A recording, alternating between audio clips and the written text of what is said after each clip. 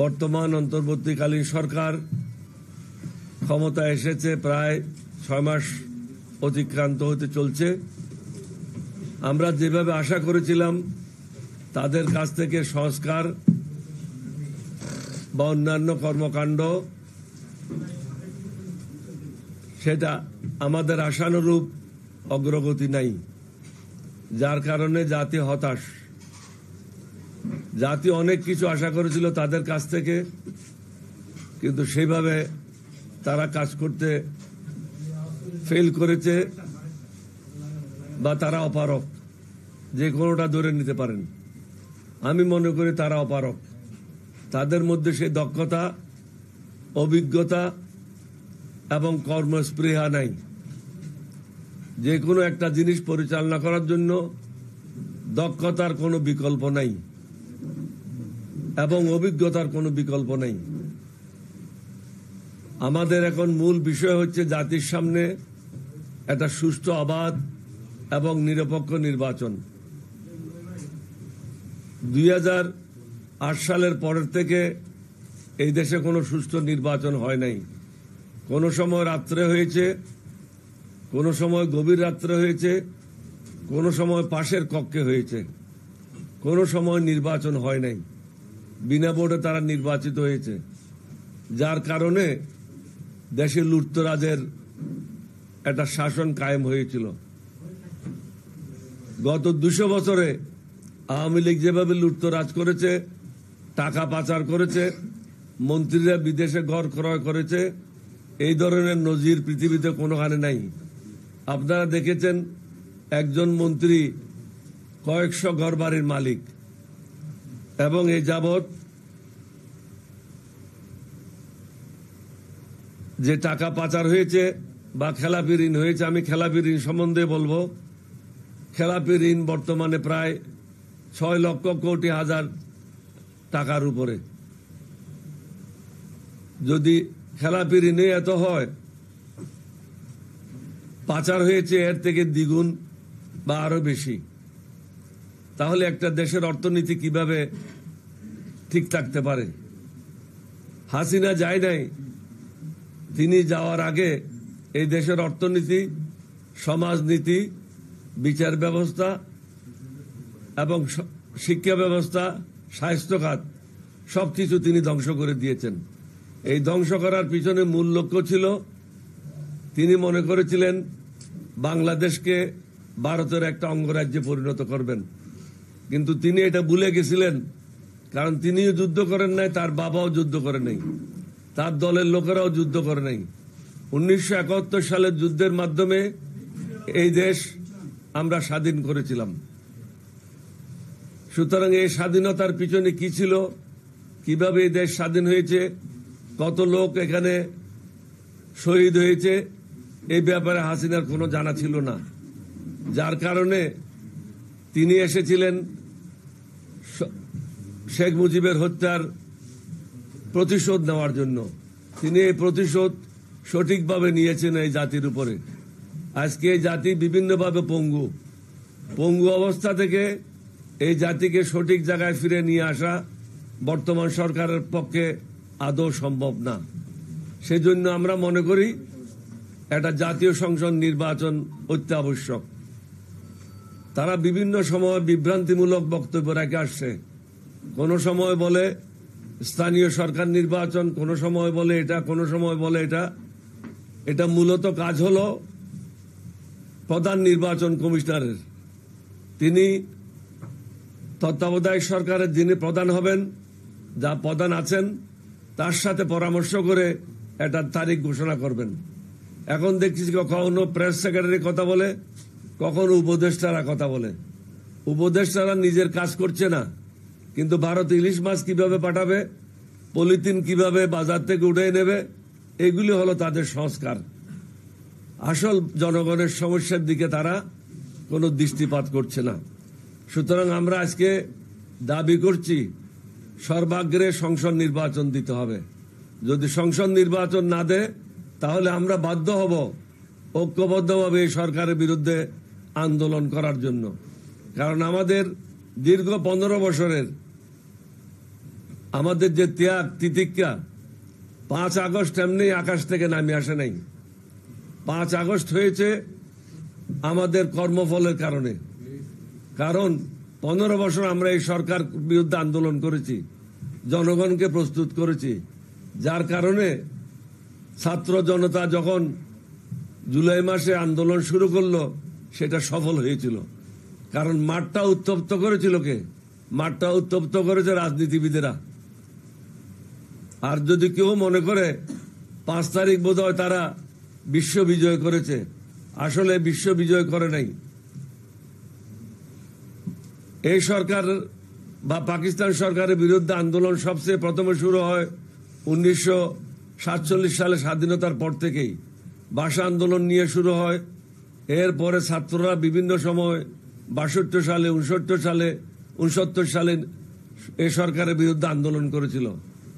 সর্বশেষ আন্দোলন এটা রূপ নেয় মুক্তিযুদ্ধে 1971 সালে মার্চ মাসে, যখন ঘরে ঘরে পতাকা উত্তোলন হয় এবং জনগণ এক দফার দাবিতে চলে আসে, সেটা হলো বাংলাদেশের স্বাধীনতা। এই স্বাধীনতা আসে শহীদ রাষ্ট্রপতি জিয়াউর রহমানের ঘোষণার মাধ্যমে। তিনি সমগ্র জাতিকে উজ্জীবিত করেছিল, দিক নির্দেশনা দিয়েছিল, যার কারণে সমগ্র জাতি এগিয়ে এসে এই স্বাধীনতার জন্য ঝাঁপিয়ে পড়ে। এখন অনেকে মনে করে 5ই আগস্ট বোধহয় এমনি এমনি হয়ে গেছে। 5ই আগস্ট এমনি এমনি হয় নাই। এটা সব রাজনৈতিক দল যারা সরকার বিরোধী আন্দোলনে ছিল তাদের কষ্ট, মেহনত এবং আত্মত্যাগের কারণে। আমরা যারা বিরোধী দলে ছিলাম আমাদের অনেকের বিরুদ্ধে 300, 400, 500 পর্যন্ত মামলা হয়েছে। যারা 5ই আগস্ট বিজয় লাভ করেছে তাদের বিরুদ্ধে কোনো মামলা হয় নাই, তারা কেউ জেলে যায় নাই। কিন্তু রাজনীতিবিদেরা অনেকেই জেলে গিয়েছিল, অনেকের শাস্তি হয়েছে, অনেকের ব্যবসা বাণিজ্য ধ্বংস হয়েছে, অনেকে সর্বশান্ত হয়েছে। সুতরাং আমি তত্ত্বাবধায়ক সরকারের প্রধানকেও অনুরোধ করব, আপনি মনে করেন না 5ই আগস্ট আপনি বিজয় লাভ করেছেন। এই বিজয় এসেছে দীর্ঘদিনের আমাদের শ্রমের কারণে। সুতরাং আমাদের এখন দাবি হলো সর্বাগ্রে জাতীয় সংসদ নির্বাচন। জাতীয় সংসদ নির্বাচনের পর আমরাই সিদ্ধান্ত নেব, যারা নির্বাচিত হবে তারাই সিদ্ধান্ত নেবে স্থানীয় সরকারের নির্বাচনগুলি কখন কিভাবে হবে। অন্যথায় আমি আবারই বলছি, একবার বলেছি, আমরা আন্দোলনে নামতে বাধ্য হব। আমি বিএনপিকে অনুরোধ করব, আমরা সর্বাগ্রে আমাদের প্রেস কনফারেন্সের মাধ্যমে বলেছি একটা জাতীয় ঐক্য প্রয়োজন। এখন আপনারা এটা উপলব্ধি করছেন জাতীয় ঐক্য প্রয়োজন 6 মাস পরে। আমরা 8ই আগস্ট এই কথাটা বলেছিলাম। প্রত্যেকটা রাজনৈতিক দলকে বসে ন্যূনতম কর্মসূচির ভিত্তিতে একটা জাতীয় ঐক্য গড়ে তুলতে হবে, যার মাধ্যমে তত্ত্বাবধায়ক সরকারকে বলতে হবে যে আপনাদের কর্মকাণ্ড এর মধ্যে সীমাবদ্ধ রাখতে হবে, এটার বাইরে কোনো কর্মকাণ্ড হবে না। আপনারা সংস্কার করেন, আমাদের কোনো আপত্তি নেই। আমরাও চাই সংস্কার। আমরা চাই যে সমস্ত দুর্নীতিবাজারা, লুটেররা টাকা লুণ্ঠন করেছে, ব্যাংকের টাকা লুণ্ঠন করে খেলাপি হয়েছে, তাদের বিরুদ্ধে ব্যবস্থা নেওয়া হোক। কিন্তু আজকে 6 মাসের মধ্যেও আমরা দেখছি না কোনো বড় বড় ব্যবসায়ীরা অ্যারেস্ট হয়েছে বা তাদের বিরুদ্ধে কোনো ব্যবস্থা গ্রহণ করেছে। বরং আমাদের কাছে সংবাদ আছে কোন কোন রাজনৈতিক দল ব্যবসায়ীদের কাছ থেকে টাকা নিয়ে তাদেরকে আশ্রয় দিচ্ছে। অর্থাৎ আমরা আন্দোলনের সাথে বেইমানি করছি। আমাদের দাবি, আবার আমি বলবো, আওয়ামী লীগের যে সমস্ত দুষ্কৃতিকারীরা, দুর্নীতিবাজরা, লুটেররা, গণতন্ত্র হত্যাকারীরা, মানুষের মানবাধিকার ধ্বংসকারীরা, নির্বাচন যারা বানচাল করেছে এবং গণতন্ত্র যারা ধ্বংস করেছে, তাদের বিরুদ্ধে কঠোর ব্যবস্থা নেওয়া হোক। 6 মাস হয়ে গেল, কাকেও এখনো কাঠগড়ায় দাঁড়াইতে আপনারা পারেন নাই। তাদের এতদিনে কয়েকজনের শাস্তি হওয়া উচিত ছিল। যে সমস্ত লোকেরা হাসিনাকে ক্ষমতায় টিকিয়ে রাখার জন্য কাজ করেছে, আমরা আশা করেছিলাম তাদেরকে বরখাস্ত করবেন, কিন্তু আপনারা তাদেরকে বদলি করছেন। বদলি করলে হচ্ছে কি, সাপ ভিতরে থেকে যাচ্ছে, ঘরের ভিতরে সাপগুলিকে মেরে ফেলতে হবে। কারণ এগুলি বাংলাদেশের শত্রু, স্বাধীনতার শত্রু, দেশের শত্রু, জনগণের শত্রু। এই শত্রুদেরকে রেখে এখানে নির্বাচন করলে কোনো লাভ হবে না। তাদের বিরুদ্ধে কঠোর ব্যবস্থা আমাদেরকে গ্রহণ করতে হবে। এবার আসে অন্যান্য ব্যাপারে। পরিবেশ, ঢাকা এখন সর্বনিম্নে, সবচেয়ে উপরে। বাংলাদেশের উপরে পরিবেশের ব্যাপারে আর কোন রাষ্ট্র নাই। বাংলাদেশ এখন 1 নম্বরে অবস্থান করছে। অথচ এই সরকারের পক্ষ থেকে পরিবেশ ঠিক করার ব্যাপারে কোনো উদ্যোগ আমরা দেখছি না। পলিথিন নিয়ে কাজ করছে। আমরা পলিথিন নিয়ে কাজ করার জন্য আপনাদেরকে দায়িত্ব দিই নাই। আপনাদেরকে দায়িত্ব দিয়েছি যেগুলি মোটা দাগের সংস্কার প্রয়োজন সেগুলি আপনারা করবেন। জনগণের স্বাস্থ্য উন্নতির জন্য যা প্রয়োজন সেটা করবেন। সিলেট, চট্টগ্রাম এবং কক্সবাজার এলাকাতে পাহাড় কাটা হচ্ছে। সরকার নীরব দর্শকের ভূমিকা পালন করছে। এই পাহাড়গুলি কাটার ফলেও ভারসাম্য নষ্ট হচ্ছে এবং পরিবেশের ক্ষতি হচ্ছে। পাচার করা অর্থ সম্বন্ধে আমি আগেই বলেছি, পাচার করা অর্থ আজকে 6 মাস হয়ে গেল, তাদের কাছে উদ্ধার করার কোনো ব্যবস্থা আমরা দেখছি না। যাদেরকে আপনারা জেলে নিয়েছেন তারা জামাই আদরে মুরগি খেয়ে দিন কাটাচ্ছে এবং তাদের মোবাইল টেলিফোনের মাধ্যমে 1-2 ঘন্টা কথা বলে হাসিনার সাথে তারা যোগাযোগ করছে। পৃথিবীর বিভিন্ন জায়গায় আওয়ামী লীগের যারা সন্ত্রাসী আছে তাদের সাথে যোগাযোগ করছে, যার কারণে প্রত্যেক দিন বিভিন্ন জায়গায় কর্মসূচি আওয়ামী লীগ পালন করছে। পক্ষান্তরে এগুলো আওয়ামী লীগের কর্মসূচি, নাম দেওয়া হচ্ছে অন্যান্য দলের। কখনো সচিবালয়ে আগুন, কখনো এখানে মারামারি, কখনো ওখানে হত্যাকাণ্ড, কখনো কারো গলা কাটা হচ্ছে। এগুলির পিছনে হচ্ছে সব শেখ হাসিনা এবং তার লোটা বাহিনী। লোটা বাহিনীর বিরুদ্ধে আমরা বহুবার বলেছি আপনারা তাদেরকে বরখাস্ত করেন।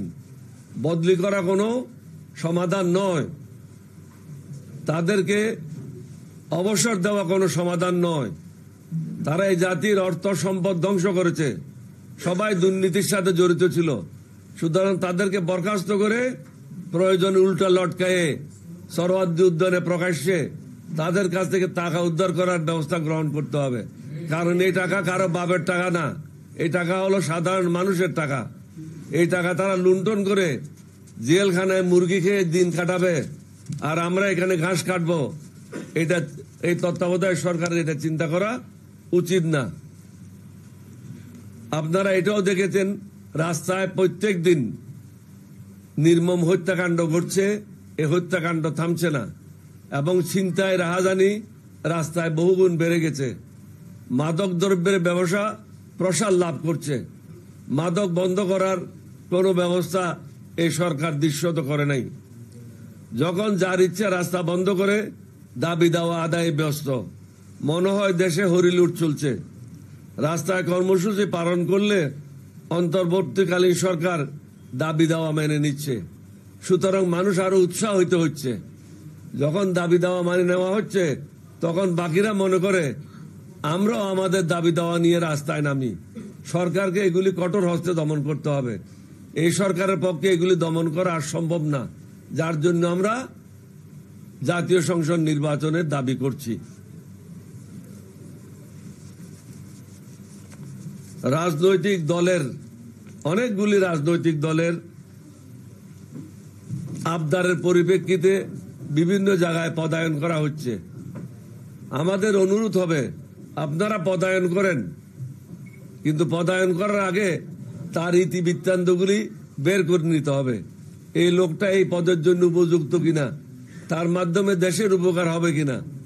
আমাকে খুশি করার জন্য, রাজনৈতিক দলকে খুশি করার জন্য তাদের লোকগুলি আপনি বিভিন্ন জায়গায় বসায় দেশের জন্য দুর্ভোগ ডেকে নিয়ে আসবেন, এটা কোনো প্রকারে গ্রহণযোগ্য নয়।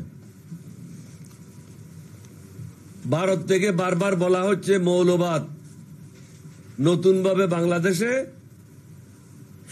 সৃষ্টি হয়েছে। আমরা ভারতের উদ্দেশ্যে বলবো, পৃথিবীতে প্রত্যেকটা লোক মৌলবাদী। কেন মৌলবাদী? আমি মুসলমান হিসেবে আমি ইসলাম ধর্মের মূল মন্ত্রে বিশ্বাস করি, সুতরাং আমি মৌলবাদী। একজন হিন্দু তার ধর্মের মৌল মন্ত্রে সে বিশ্বাস করে, তাহলে সেও মৌলবাদী। একজন খ্রিস্টান তার ধর্মের মূল মন্ত্রে বিশ্বাস করে, একজন বুদ্ধিস্ট সে তার ধর্মের মূল মন্ত্রে বিশ্বাস করে। সুতরাং প্রত্যেকটা মানুষ মৌলবাদী। এখানে কথা হচ্ছে এক্সট্রিমিজম, যে ধর্মান্ধ। আমরা কিন্তু ধর্মান্ধ নই, বাংলাদেশের লোক। আমরা অবশ্যই মৌলবাদী, কারণ আমরা আমাদের ধর্মে বিশ্বাস করি। এখানে প্রশ্ন হচ্ছে এক্সট্রিমিস্ট কিনা, ধর্মকে পুঁজি করে তারা কোনো হত্যাকাণ্ড ঘটাচ্ছে কিনা, অন্যদের উপর কোনো অত্যাচার করছে কিনা। বাংলাদেশে কোনো ধর্মের লোকের উপরে অত্যাচার হচ্ছে না। আমরা খুব সহনশীল, কারণ ইসলাম ধর্ম এটা কাকে অনুমতি দেয় না। আমার রসুল এটা বলে গেছে, এটা হলো শান্তির ধর্ম। আমরা সকলের সাথে সমান আচরণ করতে চাই, সকলকে নিয়ে সুখে শান্তিতে বসবাস করতে চাই। আমরা চাই আমাদের ব্যাপারে কেউ হস্তক্ষেপ না করুক, কেউ নাক না গলাক। ভারতের নাক গলানি, ভারতের তদারকি বাংলাদেশে আর কখনো চলবে না। কোন কোন রাজনৈতিক দল ভারতের কাছে মাথা নত করে কাজ করে যাচ্ছে। আমরা তাদেরকে অনুরোধ করব, আল্লাহর উপর ভরসা করেন, আমার নবীর উপর ভরসা করেন। এই জন্যই আল্লাহ রাব্বুল আলামিন বলেছেন, তাওয়াক্কালতু আলাইহি, আল্লাহর উপর ভরসা করো, আমার উপর ভরসা করো। আল্লাহ বলছেন, আমি তোমাদেরকে পথ দেখাবো। কোন মানুষ কাকেও কিছু দিতে পারে না, আল্লাহ রাব্বুল আলামিন দেয়।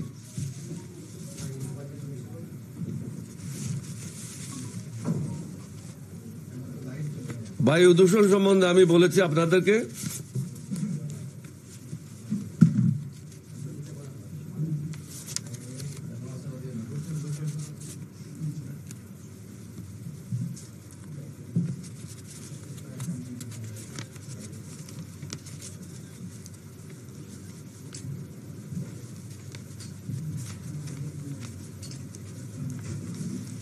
রাষ্ট্রীয় পৃষ্ঠপোষকতায় শোনা যাচ্ছে একটা নতুন রাজনৈতিক দল আত্মপ্রকাশ করছে। এখন আমাদের প্রশ্ন হলো, অবশ্যই সকলের রাজনৈতিক দল গঠন করার অধিকার রয়েছে, কিন্তু রাষ্ট্রীয় পৃষ্ঠপোষকতায় নয়। লক্ষ লক্ষ লোক জমায়েত হচ্ছে, তারা দেশের বিভিন্ন জায়গা থেকে আসছে, বাসে আসছে, কেউ ট্রাকে আসছে। এই পয়সাগুলি কে যোগান দিচ্ছে, এটা মানুষকে সবাইকে চিন্তা করতে হবে। লক্ষ লক্ষ লোক জমায়েত করা কঠিন না, কিন্তু হাজার হাজার কোটি টাকা কোত্থেকে যোগান দেওয়া হচ্ছে, এটা সমগ্র জাতিকে চিন্তা ভাবনা করতে হবে। আমি আশা করব আমাদের সব রাজনৈতিক দল এই বিষয়গুলি নিয়ে চিন্তা করবে, গবেষণা করবে এবং জাতির সামনে তাদের মতামত তুলে ধরবে। বর্তমান সরকারকে অনুরোধ করব, এমন কোনো কাজ করবেন না, এমন কোনো কর্মকাণ্ডে লিপ্ত হবেন না যাতে হাসিনার মতো আপনাদেরকেও পলাতে হয়। এখন কিন্তু আপনারা সেদিকে অগ্রসর হচ্ছেন। আমার অনুরোধ থাকবে, প্রধান উপদেষ্টার কাছে অনুরোধ থাকবে, প্রত্যেকটা উপদেষ্টা কে কি কাজ করছে আপনার দায়িত্ব হলো সেটা মনিটর করা। আমি এটা মনিটরিং এর কোনো কিছু দেখছি না। প্রত্যেক সপ্তাহে একটা মন্ত্রণালয় নিয়ে মিটিং হতে হবে, বা দুইটা মন্ত্রণালয় নিয়ে মিটিং করতে হবে, তাদেরকে দিক নির্দেশনা দিতে হবে। তারা বিগত 6 মাসে কি কাজ করেছে সেটার হিসাব নিকাশ নিতে হবে। আগামী দিনে তারা কি কাজ করবে তাদের দিক নির্দেশনা দিতে হবে। না হলে মন্ত্রণালয় যে যার ইচ্ছা, যেভাবে ইচ্ছা সেভাবে কাজ করে যাচ্ছে। এবং অনেক উপদেষ্টা আমি দেখেছি টেলিভিশনের সামনে দুইটা কথাও বলার উপযুক্ততা রাখে না, ঠিকভাবে মানুষকে ব্রিফ করতে পারে না তারা কি করতে পারে, কি করছে। এটা যদি এভাবে কন্টিনিউ হয়, আপনারাও হাসিনার মতো জনরোষে পড়তে পারেন। আমার কাজ হলো একজন প্রবীণ রাজনীতিবিদ হিসাবে যে রাষ্ট্র পরিচালনা করার সুযোগ পেয়েছিলাম শহীদ রাষ্ট্রপতি জিয়ার সাথে, 3 বার মন্ত্রী ছিলাম, 6 বার এমপি ছিলাম। আমার অভিজ্ঞতার আলোকে আমি এটাই দেখতে পাচ্ছি, আপনারা জনরোষে পড়ার কাছাকাছি চলে আসছেন। এটার থেকে আপনাদেরকে বেরিয়ে আসতে হবে। এবং যুবকদেরকে বলবো, মুক্তিযুদ্ধকে খাটো করে দেখার কোনো অবকাশ নাই। আপনার বাপ ছিল বলে আপনি পৃথিবীতে এসেছেন, মা বাপ না থাকলে পৃথিবীতে আসতেন না। 1947 সাল না হলে 1971 সাল হতো না।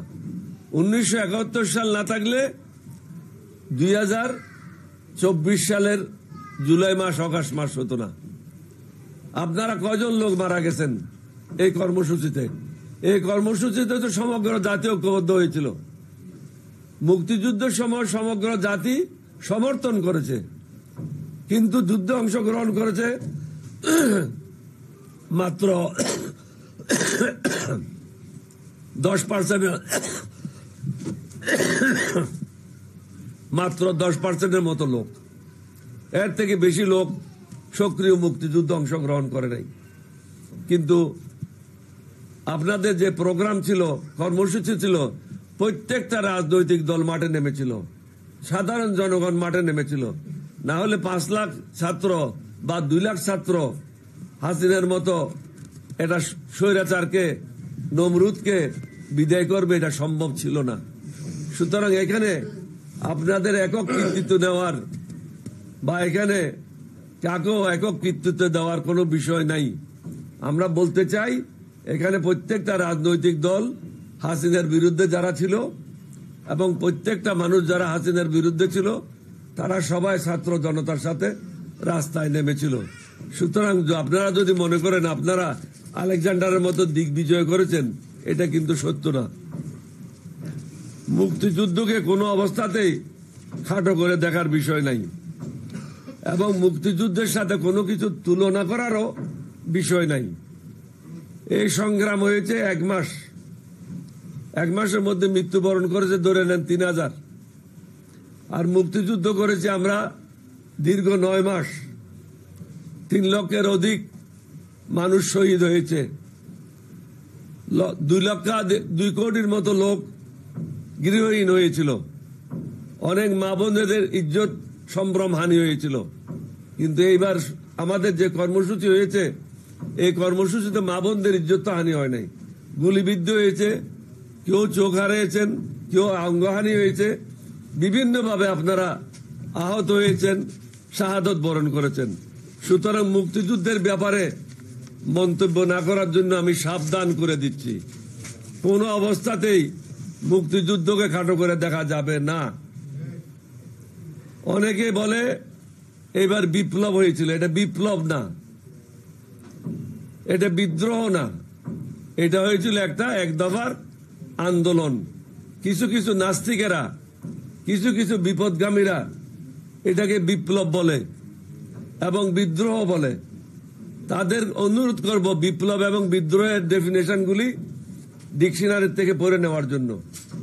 এটা ছিল একটা 1 দফার আন্দোলন। ছাত্ররা, জনতারা সবাই, রাজনৈতিক দলের সবাই আমরা বলেছি এটা হলো 1 দফা দাবি, হাসিনা তুই কবে যাবি, এটাই ছিল আমাদের আন্দোলন। সুতরাং বিদ্রোহের সাথে বিপ্লবের সাথে এটাকে একসাথে করে বিপ্লব এবং বিদ্রোহ খাটো করবেন না।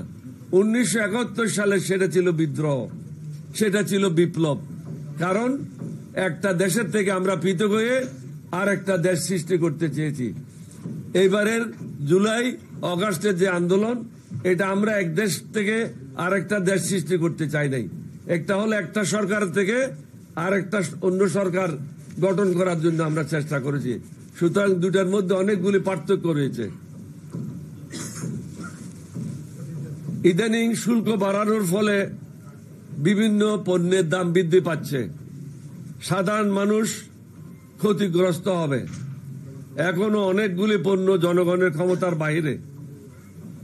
ওষুধের দাম, আমি ওষুধ নিয়ে কথা বলবো, কারণ যিনি স্বাস্থ্য মন্ত্রণালয়ের দায়িত্বে আছেন তাকে আমি অনুরোধ করব, এয়ার কন্ডিশন অফিসে বসে না থেকে বাজারে নামেন। ঢাকার সাথে চট্টগ্রামের শতকরা মিনিমাম 10 টাকার পার্থক্য ওষুধের। আমি তাকে আরো স্পেসিফিক্যালি বলবো, আপনি একটা সিপ্রোসিনের পাতা কিনেন, 10টা সিপ্রোসিনের পাতা কিনেন। ঢাকাতে কিনতে হলে যে দাম লাগবে, চট্টগ্রামে গিয়ে আপনি ওই পাতা কিনেন, মিনিমাম 10 টাকার পার্থক্য রয়েছে। তাহলে আপনারা কি করছেন ঘরে বসে? স্বাস্থ্যের জন্য কি করছেন? হসপিটালগুলির অবস্থা এখন উন্নত হয় নাই। হসপিটালগুলির অবস্থা যদি উন্নত করেন তাহলে মানুষ আর ভারতে যাবে না। ডাক্তারদের সাথে বসতে হবে, তাদেরকে অনুরোধ করতে হবে, আপনারা নির্দিষ্ট সংখ্যক রুগীর থেকে বেশি দেখবেন না। 15 থেকে 20 জন রুগী আপনারা দেখতে পারেন।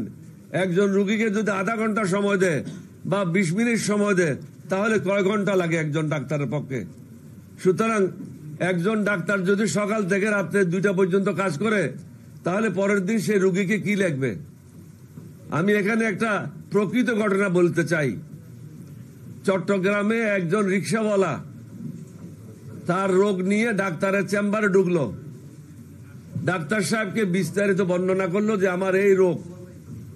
ডাক্তার সাহেব তখন ওষুধ স্লিপ লিখবে। তখন এসে ঢুকলো, ডাক্তার সাহেব নতুন বাড়ি করছিল, তখন এসে ঢুকলো তার মিস্ত্রি। মিস্ত্রি এসে বললো, স্যার পরশুদিন ডালাই, ছাদের ডালাই হবে, আপনি যদি আমাকে কালকের মধ্যে সকালের মধ্যে রড আর সিমেন্ট কিনে না দেন তাহলে আমার পক্ষে ডালাই দেওয়া সম্ভব হবে না। তখন ডাক্তার সাহেব বলল, অবশ্যই তোমাকে রড আর সিমেন্ট দেওয়া হবে। তখন তিনি করলেন কি, ওষুধের স্লিপের উপরে লিখে দিলেন 200 বস্তা সিমেন্ট, 10 টন রড। এইটা নিয়ে রিক্সাওয়ালা লেখাপড়া জানে না, সে ওষুধের দোকানে গেল। ওষুধের দোকানে গিয়ে স্লিপটা দিল। বলে, ভাই আপনি তো ভুল জায়গায় চলে আসছেন, আপনি তো নতুন বিল্ডিং করতেছেন, এখানে তো রড সিমেন্টের কথা লেখা আছে। বলে যে, ভাই আমি তো অসুস্থ লোক, ডাক্তারের কাছে গেছিলাম ওষুধের জন্য। এই হলো দেশের অবস্থা। একজন ডাক্তারে যদি 150 জন রুগী দেখে, সে তো রড সিমেন্টেই লিখবে ওষুধের জায়গায়, কারণ তা একটা লোকের ব্রেন কতক্ষণ কাজ করে। সুতরাং আমি অনুরোধ করব উপদেষ্টাকে, ডাক্তারদের সাথে বসেন, তাদের সাথে সমন্বয় করেন। বিদেশে কোনো ডাক্তার 15 থেকে 20 জনের উপরে রুগী দেখে না, আর আমাদের এখানে 100 থেকে 150 জনের নিচে কেউ রুগী দেখে না, সকাল 7টা থেকে রাত্রে 3টা পর্যন্ত। তাহলে 2 ঘন্টা 3 ঘন্টা ঘুমিয়ে আপনি কিভাবে রুগীদের প্রতি ন্যায় বিচার করবেন? আজকে যদি রুগীদেরকে বলা হয় তোমাকে 5টা ওষুধ দেওয়া হলো, উপরের 1 নম্বর ওষুধটা দেওয়া হলো এই রোগের জন্য, 2 নম্বর ওষুধটা দেওয়া হলো এই রোগের জন্য, 3 নম্বর ওষুধটা দেওয়া হলো এই রোগের জন্য, তাহলে আপনাকে এক্সপ্লেইন করতে হবে। এখন আগের যুগ নাই, মানুষের ঘরে গেলেই তারা গুগলে ঢুকতে পারে ওষুধগুলি কি জন্য দিয়েছে এবং এগুলি কাজ হচ্ছে কিনা, তাকেও এটা দেখার সুযোগ করে দিতে হবে। অনেক সময় ভুলভাবে ওষুধ দেওয়া হয়, রোগী এগুলি খেয়ে এগুলি ব্যবহার করে মারাত্মকভাবে ক্ষতিগ্রস্ত হয়। এটার কারণ হচ্ছে আপনারা 18 থেকে 19 ঘন্টা রুগী দেখেন বা কাজ করেন, হসপিটাল করেন, রুগী দেখেন, তারপরে আপনারা নিজের জীবন আছে, তখন যখন প্রেসক্রিপশন লিখতে যান তখন ভুল প্রেসক্রিপশন লেখেন। সুতরাং এটা বসে উভয় পক্ষকে বসে এটা সমাধান করতে হবে। শহীদ রাষ্ট্রপতি জিয়াউর রহমানের সময় আমি বঙ্গভবনে ছিলাম, তখন সরকারি ডাক্তারকে পারমিশন দেওয়া হয়েছিল বাইরে রুগী দেখার জন্য। এর আগে সরকারি ডাক্তারদের প্রাইভেট প্র্যাকটিস করার কোনো অনুমতি ছিল না। এটা কেন দেওয়া হলো? তখন বাইরে সর্বসাধারণের জন্য কোনো ডাক্তার ছিল না, ডাক্তারের অভাব ছিল, যার কারণে ডাক্তারদেরকে অনুমতি দেওয়া হয়েছিল আপনারা হসপিটালে নির্দিষ্ট ডিউটি করার পরে প্রাইভেট প্র্যাকটিস করবেন। এখন তো ডাক্তারের ছড়াছড়ি, ডাক্তার তো বাইরে চলে যাচ্ছে, সুতরাং এখন তো সেই সমস্যা নাই। একজন ডাক্তারকে 15-20 জনের উপরে রুগী দেখতে দেওয়া যাবে না। এবং কতগুলি পরীক্ষা নিরীক্ষা দেওয়া হয়, পরীক্ষা নিরীক্ষাগুলি যারা করে এই ল্যাবরেটরির সাথে তাদের সম্পর্ক থাকে। আপনি যদি 20টা পরীক্ষা দেন, 6,000 টাকার পরীক্ষা দেন, তাহলে এখানে 60-40 রেশিও হয়। যাদের ল্যাব থাকে তারা 60% দেয়। অনেক ডাক্তারদেরকে, আমি সবাইকে বলবো না, অনেক ডাক্তারকে 40% টাকা দিতে হয়। এবং আপনার অনেক ডাক্তার আছে নির্দিষ্ট কোম্পানির ওষুধ ছাড়া অন্য প্রেসক্রিপশন করে না, কারণ তাদের রিপ্রেজেন্টেটিভ বাইরে দাঁড়িয়ে থাকে। এটার ফলে কি হয়, অনেক ডাক্তারদেরকে বাইরে ভিজিট করার সুযোগ দেওয়া হয়, জার্মানি যাওয়ার জন্য টাকা দেওয়া হয়, লন্ডন যাওয়ার জন্য টাকা দেওয়া হয়, জাপান যাওয়ার জন্য টাকা দেওয়া হয়। অনেকগুলি অনৈতিক কাজ বিভিন্ন সেক্টরে হচ্ছে। বর্তমান সরকারকে এগুলি দেখতে হবে, আগামী দিন যারা সরকার আসবে তাদেরকেও এগুলি দেখতে হবে। কারণ সরকার 2 বা 3 লোক দিয়া হয় না, অভিজ্ঞ লোক একটা গ্রুপ করতে হয়। প্রেসিডেন্ট জিয়ার সময় আমরা প্রত্যেক জায়গার থেকে যারা দক্ষ, অভিজ্ঞ এবং যাদের বিরুদ্ধে কোনো দুর্নীতির অভিযোগ ছিল না, এই ধরনের ব্যক্তিদের সমন্বয়ে মন্ত্রিসভা গঠিত হয়েছিল, যার কারণে দেশ এগিয়ে গিয়েছিল। আজকে ভারতের সাথে যে চুক্তিগুলি হয়েছে, এই চুক্তিগুলি স্থগিত করতে হবে। কারণ অনেকগুলি চুক্তি আছে, যেমন গোলামি চুক্তি করেছিল তাজউদ্দিন সাহেব। এই গোলামি চুক্তি সাইন করার পরে তৎকালীন অস্থায়ী রাষ্ট্রপতি নজরুল ইসলাম হুঁশারে পড়ে গিয়েছিল। কারণ এটাতে একটা অন্যতম চুক্তির শর্ত ছিল, বাংলাদেশে কোনো সামরিক বাহিনী থাকবে না, ভারতের সামরিক বাহিনী বাংলাদেশে থাকবে। বাংলাদেশে হবে প্যারামিলিটারি, যারা শুধু আইন শৃঙ্খলা রক্ষার দায়িত্বে থাকবে। ভারত থেকে ডিজিএসপি আসবে, এই দেশ শাসন করবে। আমি বলবো প্রত্যেকটা দেশের সাথে যে সমস্ত চুক্তিগুলি হয়েছে, চুক্তিগুলি আপনারা আবার দেখেন এবং যেগুলি দেশ বিরোধী চুক্তি হয়েছে এগুলিকে স্থগিত করেন। এখন কারো অধীনে কারো তদারকি করে, তদারকির মাধ্যমে বাংলাদেশ চলবে না। আমি কর্নেল অলি হিসাবে আমি আরেকটা সংগ্রাম করার জন্য প্রস্তুত, আমার এই বয়সেও। কিন্তু জনগণকে অসহায় অবস্থায় আমরা রেখে যেতে চাই না। আমরা চাই আমাদের দেশের জনগণ যে কারণে যুদ্ধ করেছিল, আত্মাহুতি দিয়েছিল, শাহাদত বরণ করেছিল, সেটার প্রতি সম্মান রেখে আমরা মৃত্যু জনগণের পাশে থাকব। জনগণের পাশে থেকে জনগণের মঙ্গলের জন্য কাজ করব। কেউ যদি মনে করে কোন দলের সেবা দাস হিসেবে কাজ করব, কোন মন্ত্রীর সেবা দাস হিসেবে কাজ করব, কোন দেশের সেবা দাস হিসেবে কাজ করব, তারা বোকার সর্বে বসবাস করছে। আমরা দেশের জনগণের জন্য যেটা মঙ্গল, আমাদের নিজস্ব কর্মসূচি আছে। আমরা আমাদের কর্মসূচির থেকে বিচ্যুত হই নাই। আমাদের কর্মসূচির সাথে যদি অন্য দলের কর্মসূচি মিলে, আমরা একটা আপোষ রপার মাধ্যমে একটা সমন্বয় করব। আমরা আপাতত বিএনপির সাথে আছি, কারণ তাদের কর্মসূচি এবং আমাদের কর্মসূচি প্রায় সেম, হয়তো 5% 10% ডিফারেন্ট থাকতে পারে। আমি বিএনপিকেও বলবো, আপনারা একটা উদ্যোগ নেন, সমমনা দলগুলিকে ডাকেন, ডেকে ঐক্যবদ্ধ একটা কর্মসূচি প্রণয়ন করেন এবং সরকারের কাছে কর্মসূচিটা জানান দেন যে আপনাদেরকে এই কাজগুলি করতে হবে। এই কাজগুলি না করলে আগামী এতদিন পরে আপনাদের বিরুদ্ধে আমরা রাস্তায় নামব। এখানে কাকেও ফ্রি টিকিট দেওয়ার জন্য আমরা আসি নাই। এবং আমি বিশেষ করে বিদ্রোহ করেছিলাম শহীদ রাষ্ট্রপতি জিয়া রহমানের নেতৃত্বে। আমি যতদিন বেঁচে আছি আমি কাকেও ফ্রি টিকিট দেব না। ইনশাল্লাহ আল্লাহর মেহরবানিতে জনগণের মঙ্গলের জন্য যেটা করার দরকার আমরা সেটা করে যাব এলডিপির পক্ষ থেকে। আপনাদের সবাইকে ধন্যবাদ। আর একটা প্রশ্ন আছে, গ্যাসের সমস্যা হচ্ছে। গ্যাসের দায়িত্বে যিনি উপদেষ্টা আছেন তিনি অভিজ্ঞ লোক, তাকে আমি অনুরোধ করব নতুন গ্যাস কূপের অনুসন্ধান করেন। এখানে অসময়ে এখন বিশ্ববাজারের দাম ঊর্ধ্বগতি, বাংলাদেশের প্রত্যেকটা জিনিসের দাম ঊর্ধ্বগতি। এই সময় গ্যাসের দাম বৃদ্ধি করে জনগণের দুর্ভোগ বাড়ানোর চেষ্টা করবেন না। সরকারের যদি কিছু ক্ষতিও হয় সেটা আপনাদেরকে সহ্য করে নিতে হবে। পার্বত্য চট্টগ্রাম অশান্ত হচ্ছে, এটা কেন অশান্ত হচ্ছে? কারণ হাসিনা ভারতবর্ষকে খুশি করার জন্য একটা চুক্তি করেছিল।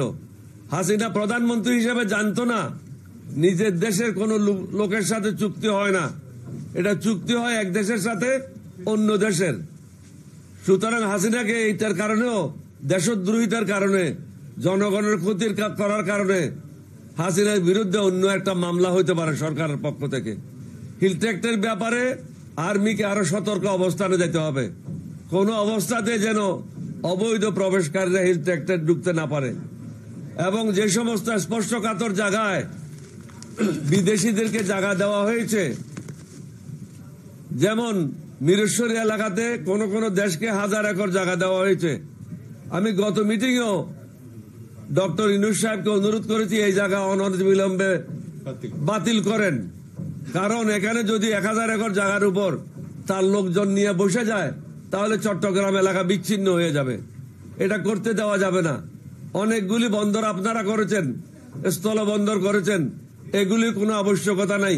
পত্রিকাতে এসেছে হাজার হাজার কোটি টাকা হাসিনা লুণ্ঠন করেছে এই বন্দরগুলি। তার মন্ত্রীরা, তার এমপিরা, তার লুচ্চা লাফাঙ্গারা এই কাজগুলি করে বাংলাদেশের জনগণের ক্ষতি করেছে। এখানে কোনো একটা কুকুরও এই বন্দরগুলি দিয়ে যাচ্ছে না। সুতরাং এই বন্দরগুলি অনতিবিলম্বে বন্ধ ঘোষণা করা হোক। দেশের মানুষকে মুক্তি দেন। দেশের মানুষকে জিম্মি করে নিজের আরাম আয়েশ করে দোজখের দিকে যাওয়ার জন্য চেষ্টা করেন না। আল্লাহ কাকেও ছেড়ে দেয় না, ছেড়ে দেয় না। আমি কিন্তু বারবার হাসিনার সময় বলেছি, ভাগার সময় পাবেন না, পলানোর সময় পাবেন না, কাপড় নেওয়ার সময় পাবেন না। সেটাই হয়েছে। বর্তমান সরকারকেও বলবো, আপনাদের অবস্থাও ভালো না, আপনারাও সাবধান হয়ে যান। আপনাদেরকে হয়তো পলাইতে হইতে পারে। সঠিক সময় সঠিক পদক্ষেপ নেন, দেশটাকে বাঁচান, দেশের জনগণকে বাঁচান। আপনাদের সবাইকে ধন্যবাদ। বাংলাদেশ জিন্দাবাদ, এলডিবি জিন্দাবাদ। আসসালামু আলাইকুম ওয়া রাহমাতুল্লাহি ওয়া বারাকাতুহু। প্রশ্ন কি জরুরি কিছু আছে? গত কয়েকদিন যাবত আমরা দেখতে পাই যে জামাত ইসলামীর নেতারা বিএনপির বিরুদ্ধে বেশ খোলাখুলিভাবে বিষোদ্গার করছে প্রত্যেকটা সমাবেশে। আবার বিএনপিও মাঝে মধ্যে জামাতকে নিয়ে বিষোদ্গার করছে। এই বিষোদ্গারের রাজনীতি বাংলাদেশে আগামী রাজনীতিকে কতটা ভয়াবহ দিকে নিতে দিচ্ছে? এটা দুঃখজনক। যেমন আমি অত্যন্ত স্পষ্টভাবে বলি, আমি চট্টগ্রামে ছিলাম। আমার দলের অফিসের দায়িত্বে যিনি আছেন মাহবুব আমাকে একটা লেখা পাঠালেন। লেখাটা হলো, জামায়াতের আমির বলেছেন উনারাই দেশপ্রেমিক এবং আর্মি দেশপ্রেমিক। তা আমাকে জিজ্ঞাসা করলো, আপনি কি দেশপ্রেমিক না? আপনি তো মুক্তিযুদ্ধ শুরু করেছেন। আমি তাকে উত্তর দিলাম, প্রত্যেকটা জিনিসের উত্তর দিতে হয় না। জাতীয় রাজনীতি করতে গেলে অনেক জিনিসগুলি নীরবে সহ্য করতে হয়। কামরা কামড়ি করলে আমরাই ক্ষতিগ্রস্ত হব। সরকার যারা আছে তাদের ক্ষমতা দীর্ঘায়িত হবে এবং হাসিনা ফিরে আসার পথ সুগম হবে। হাসিনা মানে হাসিনার লোটা বাহিনীরা আবার ফিরে আসবে। লোটা বাহিনীরা তো আপনারা দেখেছেন সচিবালয়ের অভ্যন্তরও তারা স্যুট কোট পরে সরকারের বিরুদ্ধে মিছিল করেছে। এই সাহস পায় কোথায়? লোটা বাহিনী থাকার কারণে ডক্টর ইউনূস যদি প্রথম রাত্রে 2020 সালে 2018 সালে যে সমস্ত টিএনও, যে সমস্ত ওসি, যে সমস্ত ডিসিএসপি দায়িত্ব পালন করেছে তাদেরকে যদি বরখাস্ত করত তাহলে এই দিন ডক্টর ইউনূসকে দেখতে হতো না। তিনি নিজে নিজের জন্য বিপদ ডেকে এনেছেন। লোটা বাহিনীর সদস্যরা যারা সচিব ছিল, যারা হাসিনাকে বলেছে, যে সমস্ত ব্যবসায়ীরা বলেছে এখনো আপনার সাথে আছি, বিগত দিনেও ছিলাম, মরার পরেও থাকবো, তাদেরকে তো আমরা রাজনীতিবিদরা শেল্টার দিচ্ছি। তাদের থেকে আমরা টাকা নিয়ে তাদের পাশে আমরা অফিস করছি। তাদের অফিসে আমাদের লোক থাকছে বিভিন্ন রাজনৈতিক দলের। এটা নির্লজ্জভাবে এই কাজগুলি করা হচ্ছে। না হলে বড় বড় ব্যবসায়ীরা যারা হত্যাকাণ্ডের সাথে জড়িত, যারা এই দেশের মানুষের সম্পদ লুণ্ঠন করেছে, তাদের বিরুদ্ধে তো কোনো ব্যবস্থা এখনো নেওয়া হয় নাই। কোন বড় ব্যবসায়ী যারা হাসিনাকে বলেছিল মরার পরেও থাকবো, অর্থাৎ দোজখে যাবে হাসিনা, তার দোজখেও থাকবে। তো এই দোজখে যারা থাকবে তাদের জন্য কি ব্যবস্থা করা হচ্ছে? শুধু জেলে নিয়ে গেলে হবে না, তাদেরকে আধা ঘন্টার জন্য উল্টা লটকাইতে হবে। উল্টা লটকাইয়ে তাদের কাছ থেকে টাকাগুলি উদ্ধার করতে হবে। এই টাকাগুলি কাদের? এই টাকাগুলি জনগণের।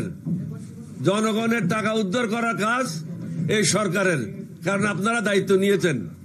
আপনাদেরকে জনগণে বলে নাই, আপনারা ছাত্রদের কথায় দায়িত্ব নিয়েছেন, আপনারা 2-1 অ্যাডভাইজারের কথায় দায়িত্ব নিয়েছেন, আপনারা আমাদের সাথে পরামর্শ করেন নাই। আমরা যারা দেশ চালানোর অভিজ্ঞতা রাখি আমাদের সাথে কোনো আপনারা আলোচনা করেন নাই, মত বিনিময় করেন নাই। সুতরাং আপনাদেরকে জবাবদিহি করতে হবে। তাদের কাছে টাকা উদ্ধারের জন্য ব্যবস্থা নিতে হবে। এখন তো আমি জানি তারা 2-3 ঘন্টা টেলিফোন ব্যবহার করে হাসিনার সাথে কথা বলছে, ভারতের সাথে কথা বলছে, আওয়ামী লীগের যারা লোটা বাহিনী সচিবালয়ে আছে তাদের সাথে কথা বলছে, বিভিন্ন জায়গায় যারা আত্মগোপনে আছে তাদের সাথে কথা বলছে, বিভিন্ন জায়গায় আন্দোলন এবং ক্ষতিকারক কাজগুলি করার জন্য, গুপ্ত হত্যা করার জন্য তারা ব্যবস্থা নিয়েছে। তারা আমার যে সংবাদ, মার্চ পর্যন্ত তারা অনেকগুলি এই ধরনের ধ্বংসাত্মক কর্মকাণ্ডে লিপ্ত হবে। সুতরাং সরকারকে সতর্ক করে দিচ্ছি। আমি উত্তর দিয়েছি, তুমি যদি না বুঝে থাকো এটা দুঃখজনক। আর কোনো কারণ আছে? নাই। Thank you. 1 মিনিট, পিছনের থেকে কে বলছে বলেন।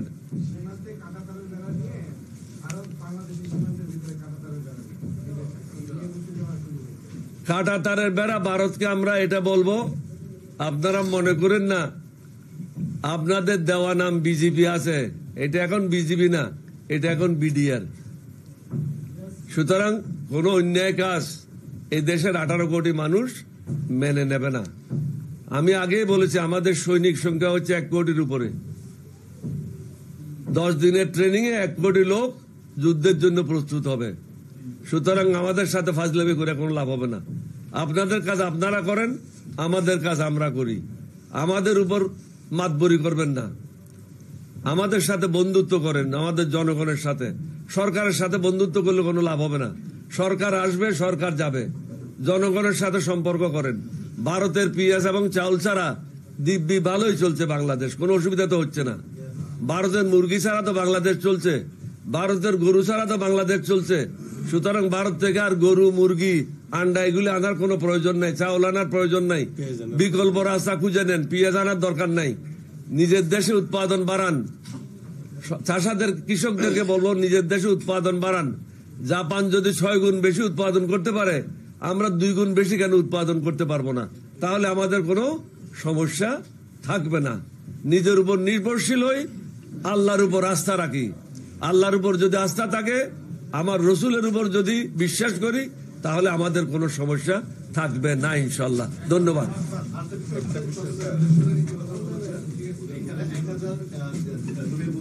আমি আমার উত্তর দিয়েছি, আমার বক্তব্য